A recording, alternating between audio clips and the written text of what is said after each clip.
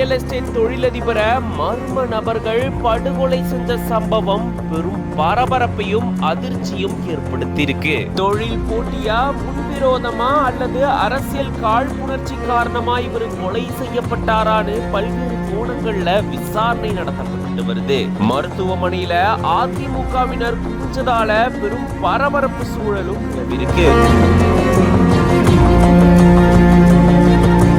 சேலம் தாதகாப்பட்டி சஞ்சீவிராயன்பேட்டை பகுதியை சேர்ந்தவர் 54 வயதான சண்முகம். இவரு அதிமுகவுடைய பகுதி செயலாளரா இருக்காரு. அது தவிர ரியல் எஸ்டேட் தொழிலும் செஞ்சுட்டு வராரு. இந்த நிலையில தான் சண்முகம் தன்னுடைய பணியை முடிச்சிட்டு அலுவலகத்திலிருந்து வீடு நோக்கி இருசக்கர வாகனத்துல போயிட்டு இருந்ததா சொல்லப்பட்டிருக்கு. இவரு தாதகாப்பட்டி இட்டேரி சாலையில போயிட்டு இருக்கும் போதுதான் ஆள் நடமாட்டம் இல்லாத பகுதியில மர்ம நபர்கள் இவரை மோசமான முறையில தாக்கி கொலை செஞ்சதாக கூறப்படுது. இந்த தாக்குதல்ல இவருடைய முகம் சிதைந்ததாகவும் சொல்லப்படுது. இதைத் தொடர்ந்து அன்னதானப்பட்டி போலீசார் சம்பவ இடத்துக்கு விரைந்து வந்து உயிரிழந்த சண்முகத்தினுடைய உடலை கைப்பற்றி பிரேத பரிசோதனைக்காக அரசு மருத்துவமனைக்கு அனுப்பி வச்சிருந்திருக்காங்க. 2011 இருந்து 2016 காலகட்டத்தில் அதிமுகவுல சேலம் மாநகராட்சி கொண்டலாம்பட்டி மண்டல குழு தலைவரா இவர் இருந்திருக்காரு. இந்த சூழல்ல தான் இவரு கொடூரமான முறையில படுகொலை செய்யப்பட்டிருக்கிறது பெரும் அதிர்ச்சியை ஏற்படுத்தியிருக்கு.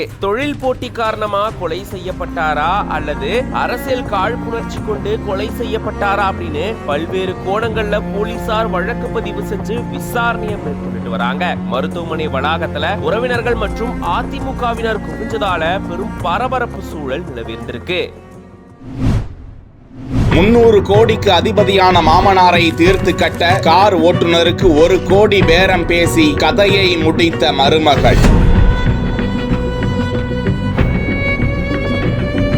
காரை விட்டு முதியவரை அடித்து தூக்கி கொல்லும் அதிர்ச்சி சிசிடிவி காட்சி.